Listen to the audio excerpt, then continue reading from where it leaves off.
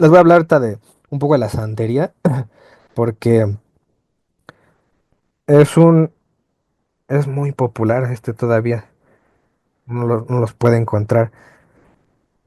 Aquí el santero, bueno, un poco de historia primero.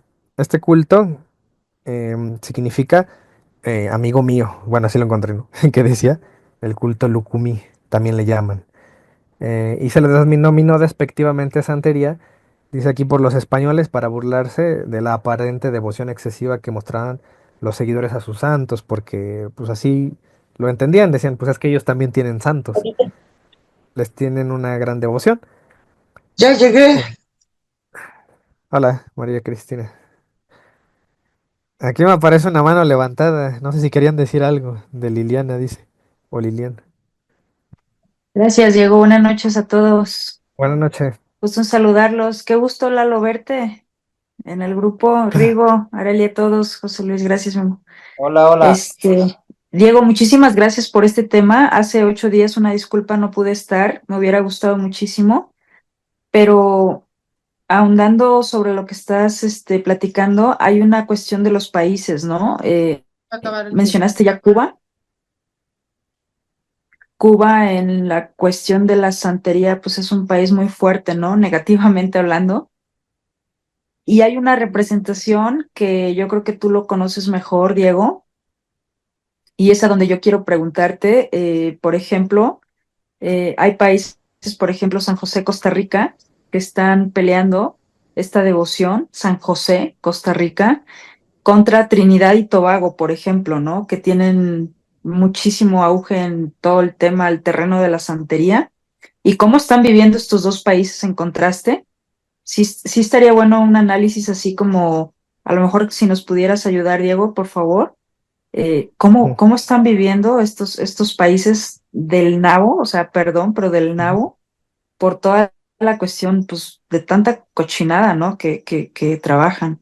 Es lo que ujú. yo quería comentar. Los países también tienen mucha representatividad en trabajos de santería. Y por último, ahorita está mucho de auge la cuestión de las constelaciones.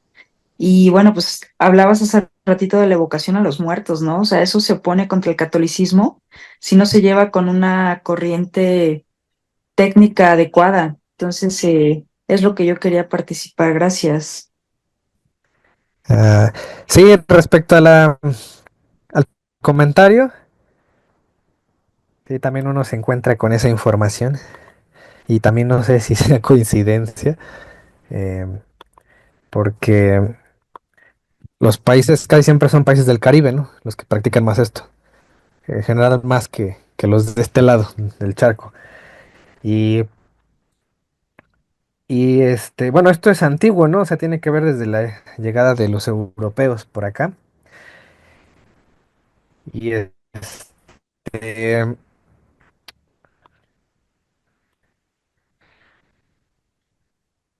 y sí, hay gente que piensa eso, que si será coincidencia que esos países que practican todo eso viven en condiciones pésimas, ¿no? O sea, de todo.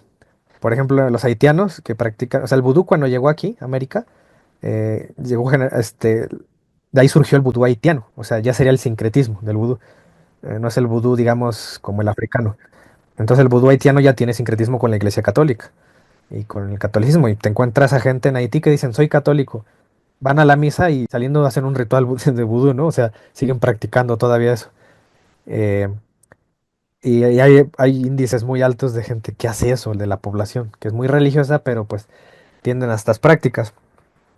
Y por ejemplo, por decirles un ejemplo, cómo están viviendo en Haití, ¿no? El tema pues, de que habían asesinado a su presidente, a Moïse, y se hizo una anarquía, un estado fallido terrible. Y antes de eso, de vivir pues, esta catástrofe que están viviendo socialmente, de que hay muchísimos ahorita asesinatos, ya prácticamente no hay policías. eh, Antes de eso, pues ven que había ocurrido un sismo, un terremoto, siempre han vivido en la pobreza. Entonces, eso recuerda bastante, ¿no? Al pueblo hebreo cuando se entregó a la idolatría con los reyes, ¿no? Que a partir de Jeroboam, ¿no? Que se entrega a la idolatría, entonces son invadidos por los asirios y por los babilonios por abandonar el pacto con Dios. Entonces a estas personas ya les había llegado el catolicismo. Digo, no sé si sea un paralelismo, no lo sé, solo Dios lo sabe. A eso de gente que recibió el verdadero evangelio y al final pues ni siquiera, ¿no? Le hicieron caso. Si también sea una coincidencia que también por eso vivan estas cosas ellos. Porque ya que vivas en la pobreza de por sí y aparte llegue un sismo, o sea, y sacuda tu país y mata un montón de gente. Y luego tu gobierno, pues bueno, se ha declarado estado fallido y tu país y muchas más tragedias que vienen acompañadas, pues no lo sé. Ahora bien, por ejemplo, en Cuba también, ¿no? Hay mucha pobreza, pues hay comunismo, un comunismo pues pues muy totalitario. Bueno, así generalmente es, ¿no? El comunismo. En Venezuela igual. En Venezuela practican bastante súper común este tema de la santería. Los sacerdotes santeros son los que les llaman babalaos, ¿no? Por eso habrán oído bastante de que es que fueron a los babalaos y que practicaron no sé qué cosa. De hecho, el mismo Hugo Chávez, hay un libro que salió de él que se llama Los Brujos de Chávez. Es muy popular ese libro.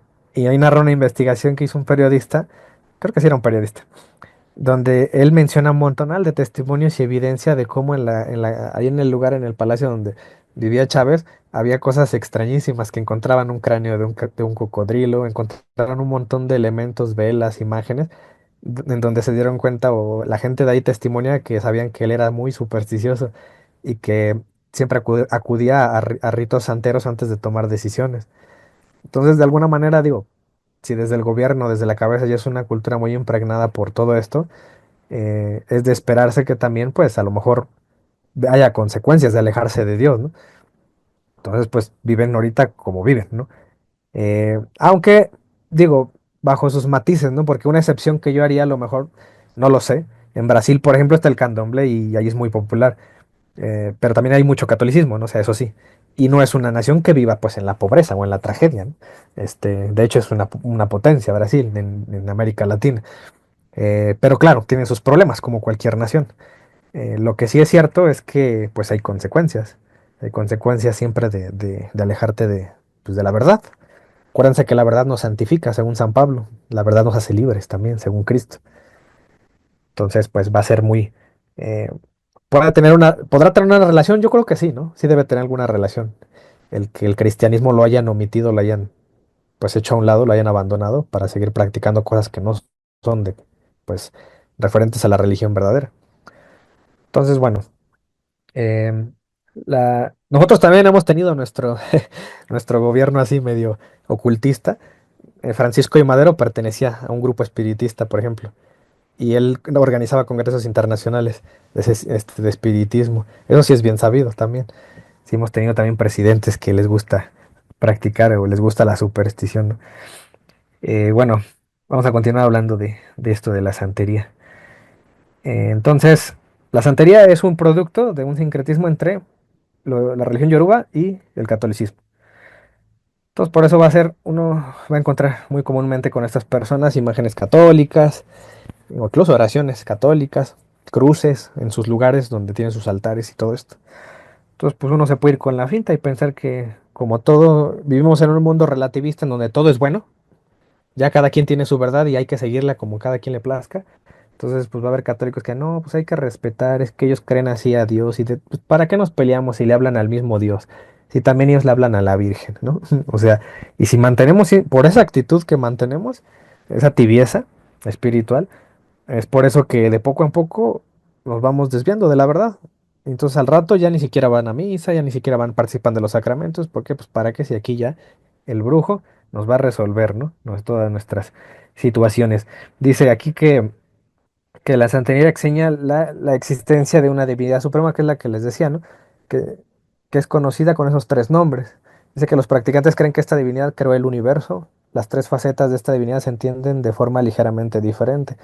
Y aquí, por ejemplo, tenemos que uno, Oludumare, dice, representa la esencia divina de todo lo que existe. Olorun es considerado el creador de todos los seres, mientras que Olofin habita en toda la creación. Y Olofin va a ser como la manifestación de ese Dios para ellos, que sí tiene contacto más con la creación. Sí, es como un estado, por así decirlo, un estado de ese mismo Dios en contacto con la creación. Sin embargo, ellos piensan que que somos tan indignos nosotros que no podemos contactar las criaturas, especialmente los humanos, con Dios, con ese Dios. Por lo tanto, ellos necesitan de los orishas, ¿no? Los orishas van a ser esos emisarios que Dios les dio poderes, o tienen poderes divinos, y a ellos vamos a honrar, a darles culto, a pedirles cosas. Y ya les comentaba, ¿no? Que los orishas tienden a posesionarse del espíritu, o sea, esos espíritus se posesionan del sacerdote o de la persona que está ahí, del santero, del brujo. Y van a practicar adivinación, magia y muchas cosas que tú les pidas. Cosas buenas y malas, también puedes pedirles. Digo, es interesante porque también, o sea, cuando nosotros en la misa vamos a decir eso, por ejemplo, ¿no? Pues que ahora que hay que invocar al Espíritu San Charbel, que se posesione de alguno de nosotros, ¿no? Y que nos cuente, a ver, cómo le va por allá en el mundo de los muertos, que nos adivine o que, no, o que nos cure. Eso, obviamente, el catolicismo no enseña eso. Por eso era lo que yo les comentaba la vez pasada, cuando Dios prohíbe, ¿no? La práctica de adivinación, magia, todo eso. Y yo les decía que la comunión de los santos no tiene que ver con eso. O sea, nosotros le hablamos a los santos en el sentido de comendar nuestras oraciones y lo hacemos únicamente porque sabemos y creemos que están con Dios. Entonces, si están con Dios en esa virtud de que están ahí con Él, es que uno podría, ¿no? Tener ese contacto a través de esa oración, pero no a través de ritos, sino a través de estas prácticas en donde ya nosotros ya los invocamos para que desciendan y platiquen con nosotros y nos comuniquen cosas del más allá. Eso ya se saldría de la doctrina católica por completo. ¿Quiénes son los orishas? Según los yorubas dice que los humanos no tienen acceso directo al Ofin, es lo que les digo, al Dios. Y de eso, de hecho ellos también, los demás religiones también van a creer algo semejante. También los del vudú, eh, los paleros también van a creer eso. Y dice que Olofin otorgó poderes naturales a distintos orishas, con la autorización de intervenir en la vida de los hombres. Yo estaba leyendo también que de la religión original que es la Yoruba, cuando llega a Cuba, solamente había un orisha que había, digamos, sobrevivido, ¿no? Ese tiempo.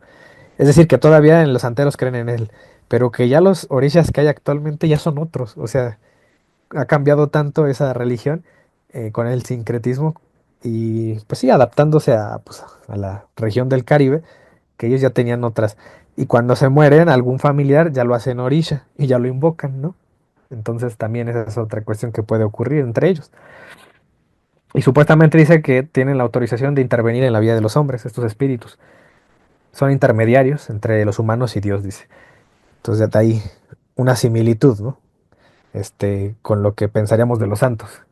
Pero nosotros no creemos que no tenemos acceso a Dios. Nosotros sí lo tenemos. De hecho, por eso tenemos la Eucaristía. Porque ya podemos acceder a Dios de una manera, aunque sea, ¿no? En sustancia, con Él, la transustanciación. Obviamente no es la visión beatífica, ¿no? Eso solamente hasta que te mueras, ¿no? O sea, ya podrás, si te portaste bien, hiciste todo bien, pues a lo mejor estarás en presencia de Dios. Eh, pero Dios ya tiene un acercamiento a sus criaturas y a sus hijos desde que Cristo ya se entrega en la cruz. Acuérdense que había una distancia, ¿no? El velo todavía estaba en el lugar santísimo. Cuando Cristo muere en la cruz se rompe el velo, es decir, ya tenemos acceso al lugar más santo, gracias a Cristo. Entonces ellos todavía piensan que no tenemos acceso a Dios, al Dios verdadero. Nosotros los cristianos ya sabemos que sí. Dice, los santeros celebran para sus orillas el Día del Santo Católico. Por ejemplo, esta advocación que les dije de la Virgen de la Caridad del Cobre, esa celebración creo que era en este mes, en septiembre, y ellos van a la misa, mezclan todo, ¿no? O sea, van a la misa y después como que continúan la fiesta haciendo el rito santero, ¿no? Y hacen eso y también cargan la imagen de María y para ellos piensan en María como una orilla, ¿no? Como un espíritu. Dice, para esa fecha, dice, hacen ofrendas, fiestas y celebran misas. Y bueno, cuando estaba buscando información de esta, ya ven que el algoritmo de YouTube te lanza recomendaciones de acuerdo a lo que vas buscando. Entonces, ahí me encontré este brujo, dice brujo, maestro, chamán. Le tomé una captura porque se me hizo interesante aquí lo que dice, lo que te garantiza y te dice que si le hablas y lo consultas, dice que garantiza la fidelidad de tu pareja. O sea, si tú piensas que te está siendo infiel a alguien, supuestamente le hablas y él te garantiza, ¿no? Con algún rito vudú, que tu pareja te va a ser fiel y va a caer a tus pies con poderoso hechizo vudú, dice. De Catemaco, fíjense, directamente desde ahí. Y, y esas son las creencias, ¿no? Miren, yo creo que aquí también hace falta discernir qué pedimos, ¿no? O sea, ¿qué puede pedir un católico, un cristiano en general? ¿Qué le puede pedir a Dios? Y creo que ahí es donde surge esta desviación, ¿no? De por qué algunos se van para los brujos. Porque hay veces que a lo mejor lo que pides o lo quieres ya a tu manera y al tiempo que lo quieres, o a lo mejor es algo que conscientemente tú sabes, que se sale de, pues, de la doctrina de Cristo. Porque tú puedes desearle un mal a alguien, pero sabes que no se lo puedes pedir a Dios. Pero si alguien te garantiza que puede perjudicar a alguien más, aunque sea con un hechizo o con una de estas prácticas, a lo mejor si tú en tu corazón lo deseas, pues lo vas a hacer y a lo mejor vas a acudir a esto. Si a ti te interesa mucho, por ejemplo, si saber si te quieres, no sé, si te quieres casar, si quieres tomar una decisión importante en tu vida, quieres conocer tu futuro, pues vas a acudir a alguno de ellos, ¿no? Entonces, Dios ya desde hace muchos años ya nos había dicho que esa cuestión del futuro no la debes de consultar con ninguno con una persona de estas, ¿no?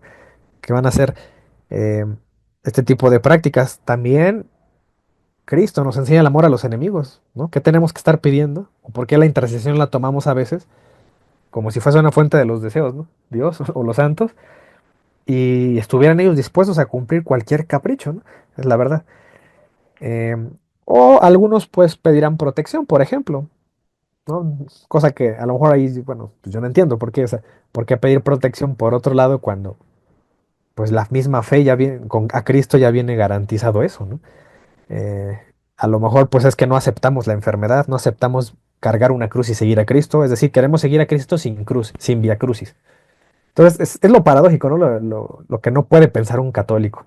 Ese mito de que pare de sufrir, como si el evangelio se tratara de nunca vivir nada malo o nada negativo, no. Cristo nos enseñó que podemos sufrir, pero canalizar de una manera distinta el sufrimiento, como Él lo hizo, ¿no? O sea, Él padeció algo muy terrible, pero a la hora de que Él supo canalizar ese sacrificio por el bien de otros, es en lo que nosotros nos gozamos y vivimos una fe mártir, como por ejemplo San Ignacio, que se lo comieron los leones, Policarpo, que lo quemaron vivo, pero eran personas que sabían que iban a sufrir y no fueron, ¿no? O no evitaron el sufrimiento. Es decir, nosotros confiamos en Cristo. No tenemos que salirnos de nuestra religión para vivir nuestro sufrimiento o evitarlo a nuestra manera, ¿no? No como el Evangelio me enseñe, sino como yo quiera. Entonces hay un componente ahí, yo creo, de orgullo o de ignorancia también puede ser, ¿no? Que la gente desconoce y pues se les hace fácil acudir al brujo de la localidad. Entonces fíjense que ya nos prevenía esto la escritura, o sea, deberíamos tener fundamento antes de que nos llegue esa información o estas personas, estos anuncios, de que a Dios no le agradan estas cosas. Por ejemplo, ahí en el Deuteronomio, en el capítulo 18, que es muy citado, hasta también por los protestantes, dice, no se ha hallado en ti quien haga pasar a su hijo o a su hija por el fuego, ni quien practique adivinación, ni agorero, ni sortilegio, ni hechicero, ni encantador, ni adivino, ni mago, ni quien consulte a los muertos. Entonces, cuando uno se expresa así de estas religiones que son hechizos, son hechiceros, son agoreros, son espiritistas, son gente que trabaja con demonios, para todos ellos es muy peyorativo eso, es muy despectivo que les digas eso. Porque, por ejemplo, en Santeros sí, yo lo he escuchado, ¿no? Te va a decir, no, es que nosotros no trabajamos con demonios, nosotros ayudamos a la gente. De hecho, fíjense, por ejemplo, el grupo Umbanda, los Umbanda, ellos en Brasil tienen incluso una asociación altruista, ellos ayudan a los pobres. Entonces reparten comida a la gente pobre, hacen muchas obras de caridad muy buenas. Y eso, pues no lo vamos a pelear, no lo vamos a negar, pero eso no legitima sus creencias, es la verdad, ¿no? Es como, por ejemplo, Pablo Escobar, donde vivía allá en Colombia, él pagaba los servicios de la gente, él pagaba la cuenta. Y por eso está bien que sea narco, ¿no? Aunque hacía mucho bien por las personas en apariencia, ¿no? Arreglaba las calles y la gente lo quería y lo protegía. O sea, al final eran comprados de él, pero eso no legitima lo que él hacía y de dónde conseguía el dinero. Entonces, eh, pues bueno, es el mismo caso, ¿no? O sea, podrá ser gente muy bondadosa que aparentemente quiere ayudarte, pero aquí el problema no es que quiere ayudarte, el problema es cómo quiere ayudarte, son los medios que utilizan para ayudarte, que no son los correctos. Entonces, fíjense, dice, ni quien consulte a los muertos, ¿no? O sea, eso es un componente bien predominante que vamos a ver aquí, el espiritismo. Dice que porque es abominación para Jehová. Cualquiera que hace estas cosas y por estas abominaciones Jehová tu Dios echa estas naciones de delante de ti. Entonces no sé si tengas una relación. Dice que Dios va a desechar a esas naciones, ¿no? Todas las naciones que practiquen mayoritariamente eso, pues van a ser desechadas. No sé si sea coincidencia, ¿no? Ahí ya lo dejo en la reflexión de cada quien. ¿Por qué Haití, ¿no? ¿Por qué los cubanos? ¿Por qué en Puerto Rico también hay vudú? Bueno, en República Dominicana hay bastante vudú también. y todas estas regiones del Caribe, ¿no? Que practican todo eso. Porque Dios, en teoría, ¿no? De acuerdo a esto, pues podría estarlos desechando. Por ejemplo, también en el Levítico menciona esto. Fíjense, estamos hablando del Antiguo Testamento. Ahorita vamos a ver en el Nuevo Testamento qué sostenían los apóstoles. Dice aquí en el Levítico, en el capítulo 19, dice, no comeréis cosa alguna con sangre. Dice, no seréis agüereros ni adivinos. Y había una advertencia en el mismo libro acerca de estas personas. Dice, y la persona que atendiere a encantadores o adivinos para prostituirse tras de ellos, yo pondré mi rostro contra tal persona y la cortaré de entre su pueblo. Y el hombre o la mujer que evocar espíritus de muertos o se entregare a la adivinación ha de morir, serán apedreados, su sangre será sobre ellos. Entonces había un mandato en el pueblo hebreo en la antigüedad.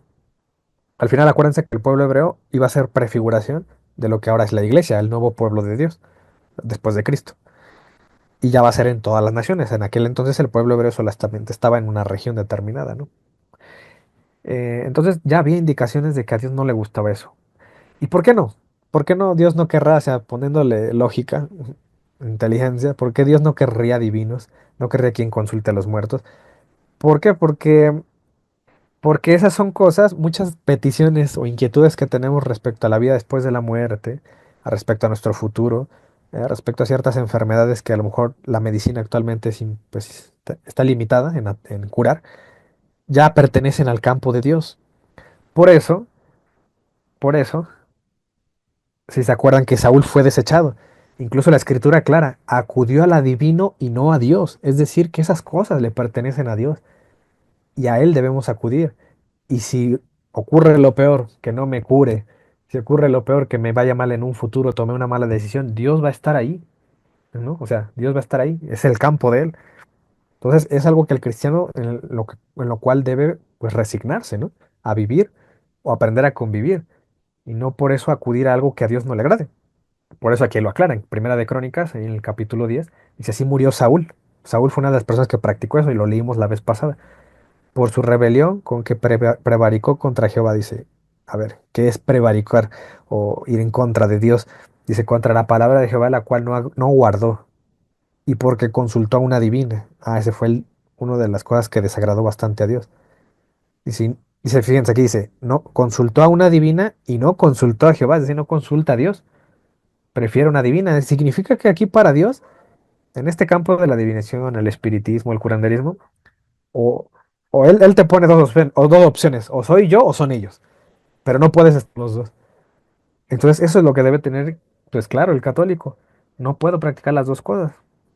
Solamente, o sea, tengo que dirigirme al Dios en el que yo creo. Dice, por esta causa lo mató y traspasó el reino a David, hijo de Isaí. Ven, por eso perdió el reinado. Y acá en el segundo libro de Reyes también menciona el caso de otro rey que también pasó por lo mismo, ¿no? Dice, y pasó a su hijo por fuego y se dio a observar los tiempos y fue agorero, e instituyó encantadores y adivinos, multiplicando así el hacer lo malo ante los ojos de Jehová. O sea, sigue aclarando que esto a Dios le ofende, aún en el Antiguo Testamento. ¿Qué nos enseñaron los apóstoles o en el Nuevo Testamento qué evidencia tenemos? O sea, ya ven que cuando el Antiguo Testamento termina, justamente cuando Cristo muere en la cruz, comienza el Nuevo Testamento en la resurrección después. Allá comienzan las buenas nuevas, ¿no? Cristo es el Mesías y pues ya resucitó. Ya no es vana nuestra fe, ya hay resurrección. Entonces, ven que algunos mandatos se perfeccionaron, cambiaron. Bueno, pues Cristo le da cumplimiento a la ley. Vamos a ver si este mandato sigue estando igual o se cambió.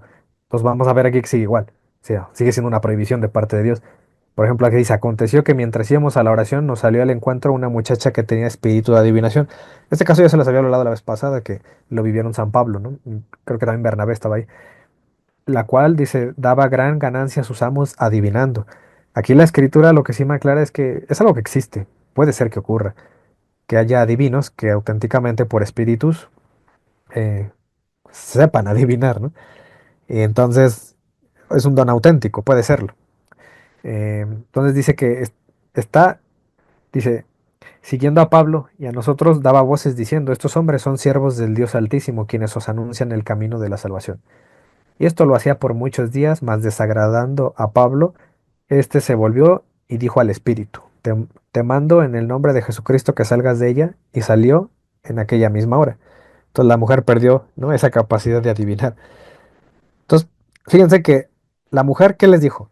Estos hombres son siervos del Dios Altísimo, quienes anuncian el camino de salvación. Aunque dijo algo bueno, la mujer, vean la reacción de Pablo. O sea, ¿no? Le saca el espíritu de adivinación, porque no es algo compatible con el cristianismo. Entonces, también uno debe ver eso, ¿no? Tener esa cautela de que es algo que los apóstoles desde aquí nos están enseñando, a que es algo que debe ser rechazado por los cristianos. Por ejemplo, ahí en los Gálatas, cuando Pablo hace una lista de pecados que desagradan a Dios, también ahí mete la idolatría y la hechicería. Dice, ahora bien, las obras de la carne son evidentes, las cuales son inmoralidad, impureza, sensualidad, idolatría, hechicería, enemistades, pleitos. Dice muchas, ¿no? Muchas cosas. ¿Y qué dice de todo esto? Que los que practican tales cosas no heredarán el reino de Dios. Acá en Gálatas 5, 19 al 21. O sea que la prohibición sigue estando, ¿no? Por ejemplo, ahí en Hechos 19, ¿qué pasaba? ¿Qué hacían las personas que se convertían al cristianismo? Dice aquí, y cuando muchos de los que habían creído venían confesando, confesaban sus pecados. Entonces sí existe la confesión. Cuando te conviertes, haces una confesión y dando cuenta de sus hechos. Dice, asimismo muchos de los que habían practicado la magia trajeron los libros y los quemaron delante de todos. Es decir, se deshicieron de todas esas prácticas mágicas.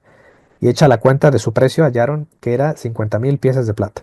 Así crecía y prevalecía poderosamente la palabra del Señor. Entonces, cuando yo me deshago de todo eso, es cuando honro a Dios. ¿Por qué? Porque ahora deposito mi fe en Dios. Entonces aquí quiero que sí noten una diferencia entre el mago o la magia y la religión. Porque hay gente que lo va a tomar como igual, ¿no? Ah, no, pero es que tú también crees en seres imaginarios, ¿no? Tú le hablas a Dios y a los ángeles y a María y a los santos. Eh, y el otro está igual, ¿no? Porque también le habla al demonio o a los espíritus que le ayuden. Entonces son lo mismo, nada más que son diferentes ideologías, ¿no? Entonces el cristiano para nosotros no es eso, no es lo mismo. ¿Por qué? El religioso, ¿qué va a decir? En nuestro caso, los católicos. Yo les decía la vez pasada, puede ser que nosotros estemos tentados a tomar los sacramentos también con una mentalidad mágica, de decir, es que si lo bautizas, ya no se va a enfermar el niño, ¿no? Bautízalo como para que sea, o sea, yo no voy a negar que en cada sacramento hay gracias que de alguna manera, de acuerdo a la voluntad de Dios, pueden protegerte. Pero ¿cuántas personas no han conocido que se bautizaron y después de un tiempo se enfermaron de gripa? O sea, pues a todos nos va a pasar eso. Puede ser, ¿no? Aparte de que biológicamente es muy común que los niños chiquitos se enferman mucho. Y biológicamente también es que los ancianos se enferman mucho. Si vayan a un hospital, siempre hay ancianos o bebés, que son los que más se enferman. Entonces, digo, ¿por qué lo digo esto? Porque también hay gente que va a pensar, es que la Eucaristía, toma la Eucaristía si te enfermaste, la Eucaristía debe ayudarte, debe salvarte, te va a quitar el cáncer. Y vas, tomas la Eucaristía y a lo mejor no se te curó el cáncer milagrosamente como tú esperabas. Entonces tú le estás atribuyendo una cuestión mágica a los sacramentos y un poco echas de lado la voluntad de Dios. ¿Tú qué sabes, no? Si la voluntad de Dios es que sí te vas a curar, pero después, no ahorita. O simplemente a lo mejor no te vas a curar. ¿Y eso es malo? No. Si sabes canalizar el sufrimiento, la enfermedad y entregarla a Cristo, por Cristo y a Dios, bueno, en principio, pues te vas a encontrar con el Creador, ¿no? Es que también depende, ¿no? Cómo uno ve la tragedia o la muerte. En principio nosotros no deberíamos temer a la muerte, como los primeros cristianos no lo temían. Les gustaba morir por su fe. Entonces, miren, nosotros no debemos caer en eso. ¿Cuál es la diferencia entonces entre magia y religión? Yo creo que así de manera resumida, la diferencia sería en quién tú depositas la fuente de poder. La fuente de poder recae en la imagen, por ejemplo, de la Virgen, la imagen de San Martín Caballero, en la herradura que pusiste en la sábila con listoncitos rojos, ahí recae la fuente de poder. Pues algunos sí piensan que ahí recae la fuente. Si tú pones esa imagen o haces eso, ya mágicamente te va a ir bien en los negocios, ¿no? O va a ocurrir. No, el católico no cree eso. No cree que porque cargues una medallita de San Benito, nada más por esa, por la medalla, esa medalla tiene el poder de protegerte, como si fuera un amuleto, ¿no? No, el católico lo que piensa es que esa medalla te trae un recuerdo de una virtud de algún santo que prácticamente la fuente que nosotros creemos que nos protege es Dios. El Dios que creemos, en el que está en el cielo, el Dios trino. Entonces, sí depende en que yo crea, ¿no? ¿Dónde está el poder o la fuente? claro, el mago va a creer que él puede dominar los poderes de la naturaleza y de los espíritus. Entonces, el mago tiene el poder ahí, en la creencia de ellos, pero en nosotros los cristianos el poder lo tiene Dios, que puede valerse a través de una imagen, puede valerse a través de un santo, puede valerse a través de un ser humano, puede ser, pero la fuente primaria y el origen es Dios para nosotros. En ese sentido, por eso nosotros no creemos en la magia. ¿Sale? Dice aquí que, por ejemplo, en el Apocalipsis también menciona acerca de algunos pecadores, ¿no? Que dice que los cobardes, los incrédulos, los abominables, homicidas, fornicarios, dice, y hechiceros, los idólatras, todos los mentirosos tendrán su parte en el lago que arde con el fuego y azufre. Y ahí, en la Iglesia Católica, en su catecismo, en este numeral, en el 2115, ahí habla del primer mandamiento y una falta al primer mandamiento sí menciona la superstición, la magia. Y dice algo referente a eso. Dice, Dios puede revelar el porvenir a sus profetas o a otros santos. Puede revelarles el porvenir. Dice, sin embargo, la actitud cristiana justa, ¿en qué consiste? Porque va a haber gente que va a decir, no, es que él me enseña, él me habla del futuro, ¿no? Tiene poderes. Y van a acudir, por ejemplo, a los horóscopos o algo así. Pero bueno, aquí el catecismo me enseña, dice que la actitud cristiana justa consiste en entregarse con confianza en las manos de la providencia, en la que se refiere al futuro y en abandonar toda curiosidad malsana al respecto. Sin embargo, la imprevisión puede constituir una falta de responsabilidad. En el siguiente numeral dice, todas las formas de adivinación deben rechazarse, el recurso a Satán o a los demonios, la evocación a los muertos y otras prácticas que equivocadamente se supone desvelan el porvenir. Dice la consulta de horóscopos, astrología, quiromancia, la interpretación de presagios, suertes, fenómenos de visión, el recurso a mediums. Encierra una voluntad de poder sobre el tiempo, la historia y finalmente los hombres, a la vez que un deseo de granjearse la protección de poderes ocultos, que sería lo que hacen esas personas, ¿no? Los magos. Dice, están en contradicción con el honor y el respeto mezclados de temor amoroso que debemos solamente a Dios. Entonces, lo que les digo, o Dios o ellos. Todas las prácticas de magia, de hechicería mediante las que se pretende domesticar potencias ocultas para ponerlas a su servicio y obtener un poder sobrenatural sobre el prójimo, aunque sea para procurar la salud, son gravemente contrarias a la virtud de la religión. Estas prácticas, dice, son más condenables aun cuando van acompañadas de una intención de dañar a otro, porque hay gente que acude a eso para dañar. Dice, recurran o no a la intervención de los demonios, llevar amuletos es también reprensible. El espiritismo implica con frecuencia prácticas adivinatorias o mágicas. Por eso la iglesia advierte a los fieles que se guarden de él. El recurso a las medicinas llamadas tradicionales no legitima ni la invocación de las potencias malignas ni la explotación de la credulidad del prójimo. Fíjense que Juan Pablo II decía algo interesante porque en este tiempo en el cual hay un falso ecumenismo y les digo que todos relativizan todo, dicen que todo está bien, que no hay por qué evangelizarles a esas personas. Ellos ya tienen su religión, ellos ya creen en un Dios. Eh, y hay gente que se atreve a decir, ¿no? Que es el mismo Dios que nosotros, ¿no? Yo la otra vez estaba oyendo una entrevista que le estaban haciendo a un personaje de la farándula que es santero. Es una mujer, es santera. Y ella decía que a veces la criticaban los cristianos, que por qué practicaba la religión yoruba, y que ella les contestaba que es el mismo Dios, que cada quien, digamos, pues ellos en su templo y ella en su religión, que para qué venían a decirle eso, y eso no es cierto, es falso. El Dios de ella todavía le pide sacrificios, el nuestro ya no. El nuestro ya entregó a su hijo por toda la humanidad. Entonces, eso no es cierto. Tenemos que ser honestos, y es que es otra cosa que debemos tener si estamos en la apologética. Tenemos que tener amor por la verdad y creer que la verdad solo es una, solo puede ser una. Esa es una cosa intrínseca de la verdad, solo puede ser una. Yo, por ejemplo, no puedo decir, eh, pues se murió fulanito, y otro dice, no, está vivo. Ah, pues como todo es relativo, pues los dos tienen la razón. El que dice que está muerto y el que dice que está... No, solo es una verdad, o está vivo o está muerto. Pero no puedes decir que tienen los dos la verdad. Es lo mismo. No es el mismo Dios. Creemos cosas hasta contrarias. Pero bueno, ¿qué enseñaba Juan Pablo II? ¿Qué les diría a esas personas que relativizan esto? Dice, la iglesia os presenta el mensaje salvador de Cristo, dice, en actitud de profundo respeto y amor. Porque a veces también, miren, hay una corriente política reciente que se llama el indigenismo. Es muy parecido al feminismo y es muy parecido al, al movimiento este LGBT y muy parecido a la corriente esta de los derechos de los animales.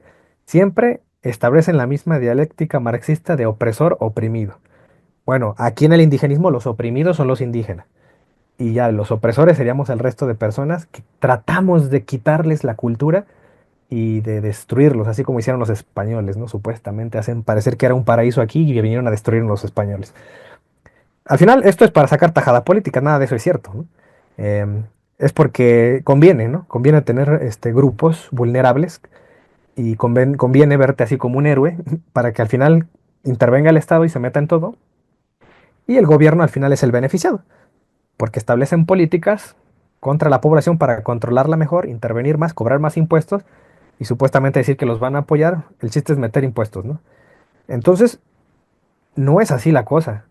Si yo llevo una cultura nueva, debo cristianizar, porque esa es la verdad.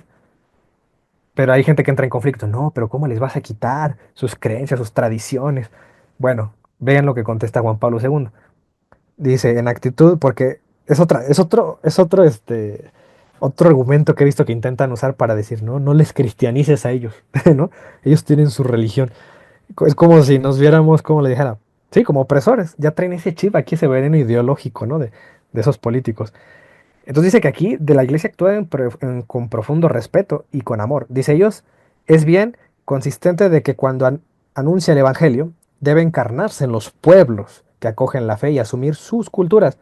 No las vamos a despreciar sus culturas, las vamos a asumir, las vamos a tomar en cuenta, pero es un amor con verdad, acuérdense de eso. Y pues hay que decirles la verdad, ¿no? Dice, vuestras culturas indígenas, dice, son riqueza de los pueblos, medios eficaces para transmitir la fe, vivencias de vuestra relación con Dios, con los hombres y con el mundo. Merecen, por tanto, el máximo respeto, eso sí es claro, merecen el respeto esas culturas. Estima, simpatía y apoyo por parte de toda la humanidad. Esas culturas, en efecto, han dejado monumentos impresionantes, como los de los mayas, aztecas, incas y otros tantos, ¿no? Que aún hoy contemplamos asombrados. O sea, eso el Papa lo reconoce. Y ellos tenían su propia religión, ¿eh? Y creían en sus dioses. Y en el caso de los mayas y los aztecas estaban peor porque eran politeístas. Ellos sí eran politeístas, ¿no? Ahora fíjense, dice, la obra evangelizadora no destruye. Ojo, la obra evangelizadora no destruye, sino que se encarna en vuestros valores, los consolida y los fortalece. Entonces, nada de que vamos a destruir toda la cultura y la riqueza de ese país, de esa nación. No, pero sí se tiene que cristianizar. Hace crecer las semillas, dice, esparcidas por el verbo de Dios, que antes de hacerse carne para salvarlo y recapitularlo todo en él, estaba en el mundo como luz verdadera que ilumina a todo hombre.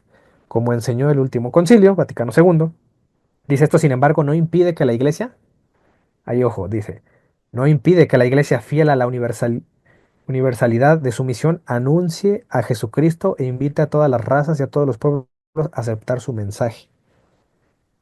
Todo lo que hemos venido hablando, ¿eh? Con todas las prohibiciones que hay. Así que con la evangelización, la iglesia renueva las culturas, combate los errores, eso sí, va a haber errores, purifica y eleva la moral de los pueblos. ¿Se imaginan que los franciscanos cuando llegaron a México hubieran dicho, ay, no, no, no les hables de Cristo porque les vas a tener que prohibir los sacrificios humanos y cómo vas a eliminar la riqueza que hay en la cultura azteca? No, ahí había un error y hay que corregirlo. Purifica y eleva la moral de los pueblos, eso no es moral. Sin embargo, ellos se horrorizaron con eso. Ya ven que tenían ahí el Zompantli, ¿no? El Zompantli era el osario de lleno de calaveras de todos sus enemigos, ahí los tenían, colgados como trofeo. Y también practicaban canibalismo, por cierto, ¿eh?